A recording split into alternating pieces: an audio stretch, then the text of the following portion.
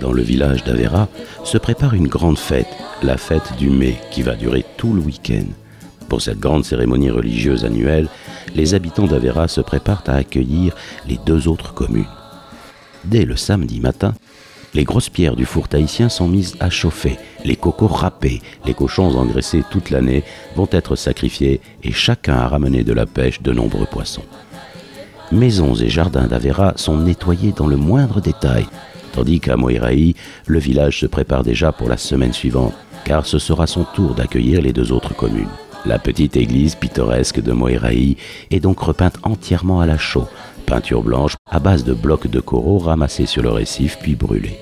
Et tandis que les hommes donnent les derniers coups de pinceau, femmes et enfants se dirigent déjà vers Avera selon leurs propres moyens de locomotion.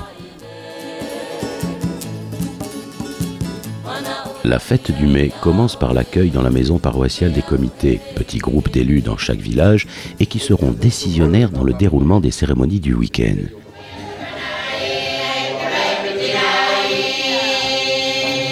Les comités réunis se retrouvent dans la prière et les chants, tandis que les derniers préparatifs pour le grand repas de midi se terminent.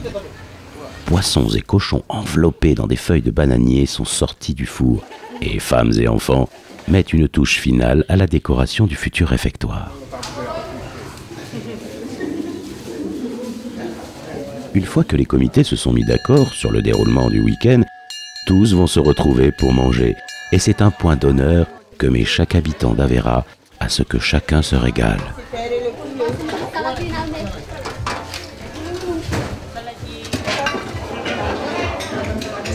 Après avoir festoyé, tout le monde rejoint tranquillement sa maison. Et c'est alors un étrange contraste que ce village devenu ville morte jusqu'au lendemain. Le soleil, fatigué lui aussi, va se laisser doucement caresser par la mer avant d'être définitivement englouti et abandonner l'île à son obscurité.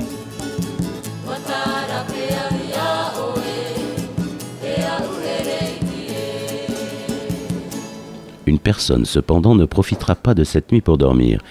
Il s'agit de Mama Tetua, unique pâtissière de l'île et qui, dès 2 heures du matin, s'affaire au fourneau pour préparer petits mets sucrés et salés pour le lendemain. Aujourd'hui, j'ai en train de préparer des commandes pour la fête de mai. Alors, j'avais des commandes de pain au raisin, de pain au chocolat, des pizzas, des salés, et des choux, des éclairs et des entremets.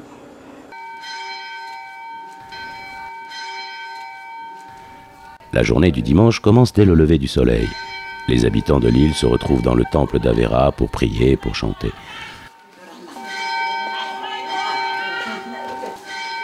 Mama Tetua, sans l'ombre d'une cerne, a rejoint les autres.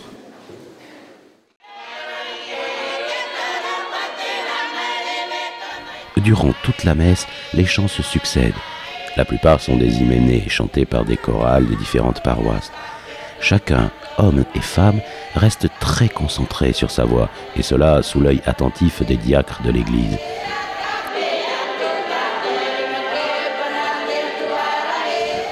Les chants et les prières terminés, tout le monde se dirige vers le réfectoire afin de prendre des forces pour la journée qui va suivre. Selon la coutume, ce sont les habitants de la commune qui accueillent, qui ont préparé et qui serviront le repas. Mais tandis que les uns mangent, certaines préfèrent chanter.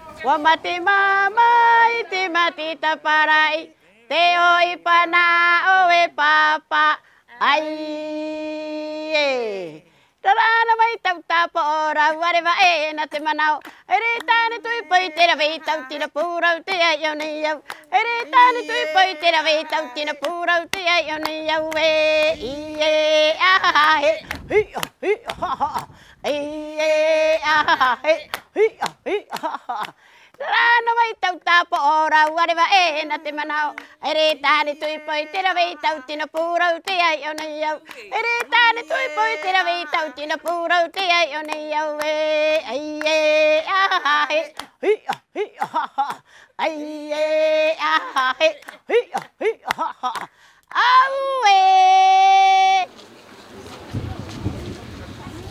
L'après-midi du dimanche est le moment le plus attendu car le plus important de la cérémonie du mai.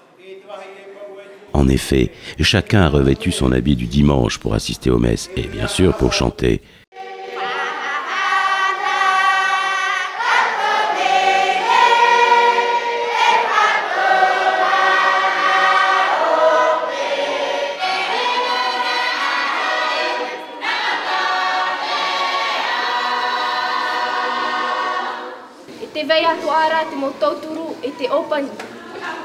Durant tout l'après-midi, petits et grands vont se succéder pour lire un extrait de la Bible et donner un peu d'argent afin de contribuer au bon fonctionnement de l'Église.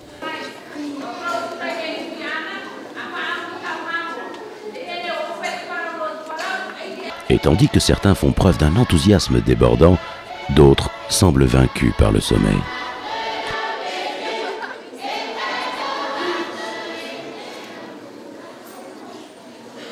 Les chants, les prières et les dons vont durer tout l'après-midi dans l'église d'Avera.